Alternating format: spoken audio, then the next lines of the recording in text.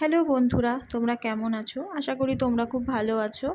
আমিও খুব ভালো আছি। আজকে তোমাদের দেখাবো বাটা মাছ দিয়ে আলু দিয়ে পাতলা ঝোল, যেটা তোমরা গরমকালে দুপুরবেলা ভাতের সাথে খেতে পারো।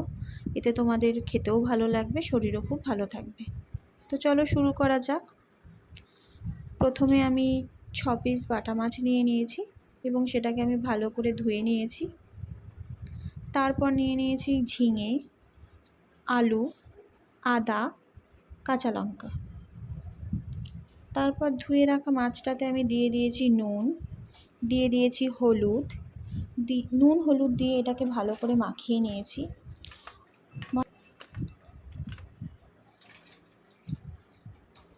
তারপর গ্যাসের ওভেনে একটি কড়াই আমি ভালো করে গরম করে নিয়েছি। তারপর তাতে দিয়ে দিয়েছি গোটা জিরে। গোটা জিরেটাকে ভালো করে লাল লাল করে ভেজে নিতে হবে। এটাকে দেখো বন্ধুরা, এটাকে আমি ভালো করে লাল লাল করে ভেজে নিয়েছি। এবার এটাকে আমি তুলে নেব। নিয়ে কড়াইটা গরম হয়ে যাওয়ার পর তাতে দিয়ে দিয়েছি সর্ষের তেল। সর্ষের তেল দেওয়ার পর খন্তির সাহায্যে সেটাকে ভালো করে কড়াইয়ে চারপাশ তেল লাগিয়ে দিয়েছি।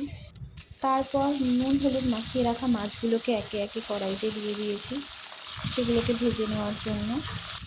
তারপর মাছটা ভাজতে দিয়ে আমি কিছু মশলা বেটে নিয়েছি। তার জন্য আমি লঙ্কা, আদা এবং 1 চামচ পরিমাণ গোটা জিরে নিয়েছি।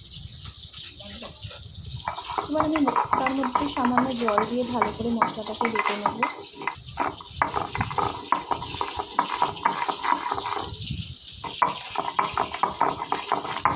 দেখো আমার মশলাটা বাটা হয়ে গেছে। মাছেরও একটা পিস ভাজা হয়ে গেছে, মাছটাকেও আমি উল্টে দেবো। উল্টে পাল্টে ভালো করে লাল লাল করে ভেজে নিতে হবে। দেখো মাছগুলো কেমন লাল লাল করে ভাজা হয়ে গেছে। এবার মাছগুলোকে আমি তুলে নেব।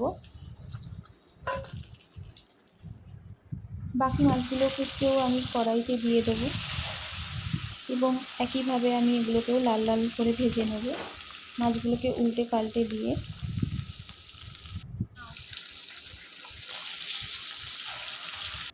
দেখো বন্ধুরা, এই মাছগুলো ভাজা হয়ে গেছে।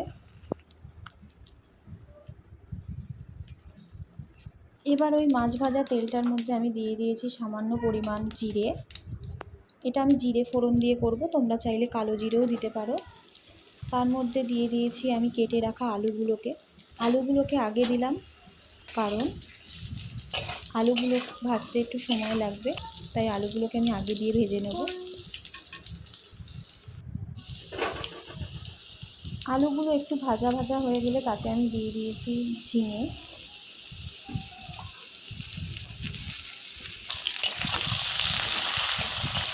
এবার আমি ভালো করে আলু আর ঝিঙেটা নাড়াচাড়া করে নেব। তারপর দিয়ে দিয়েছি স্বাদ মতো নুন, দিয়ে দিয়েছি কিছুটা পরিমাণ হলুদ। এবার এগুলোকেও ভালো করে নাড়িয়ে চাড়িয়ে ভাজা ভাজা করে নিয়েছি। দেখো এগুলো হালকা হালকা লাল হয়ে গেছে, তার মানে আলু তার ঝিঙেটা ভাজা হয়ে গেছে। এবার বেটে রাখা মশলাটাও আমি তার মধ্যে দিয়ে দিয়েছি, দিয়ে ভালো করে মশলাটা দিয়ে কষিয়ে নিচ্ছি। এটাকেও ভালো করে কষিয়ে নেবো, যতক্ষণ না তেল ছাড়ছে ততক্ষণ পর্যন্ত আমি কষাবো। দেখো মশলাটা কষানো হয়ে গেছে। এবার মশলা দেওয়া জলটা আমি দিয়ে দিলাম। ওটা একটু নাড়াচাড়া করে নেওয়ার পর আমি এবার জল দিয়ে দেবো। যেহেতু এটা ঝোল ঝোল করবো, তাই আমি অনেকটাই জল দিয়েছি। এবার ঝোলটা ফুটে যাওয়ার অপেক্ষা। ঝোলটা দেখো ফুটে গেছে। এবার আমি এটাকে ঢাকা দিয়ে দেবো, আলুটা সিদ্ধ হওয়া পর্যন্ত অপেক্ষা করব।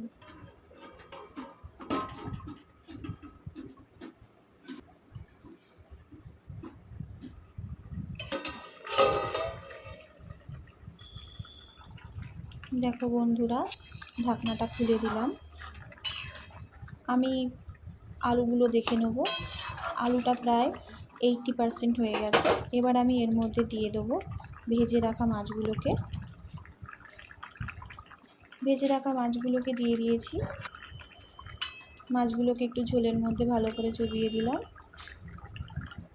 এবার এতে আরেকটু নুন দেবো আমি, কারণ আমি ঝোলটা নুন একটু কম আছে। এবার আমি গোটা জিরেটাকেও বেটে নেবো, যেটা আমি আগে ভেজে রেখেছিলাম। এটা রান্নাটা শেষে দিলে রান্নাটা একটু গন্ধটাও সুন্দর আসে এবং স্বাদটাও একটু বেড়ে যায়। এবার আমি ভাজা মশলাটা একটু ছড়িয়ে দিলাম, দিয়ে নাড়াচাড়া করে নেব। হয়ে গেল আমাদের বাটা মাছ দিয়ে ঝিঙে আর আলুর ঝোল। বন্ধুরা বলো তোমাদের কেমন লাগলো। যদি আমার ভিডিওটা ভালো লাগে তাহলে লাইক, কমেন্ট এবং সাবস্ক্রাইব করে দিও। তোমরাও এভাবে একদিন রান্না করে দেখতে পারো, আশা করি তোমাদেরও খুব ভালো লাগবে।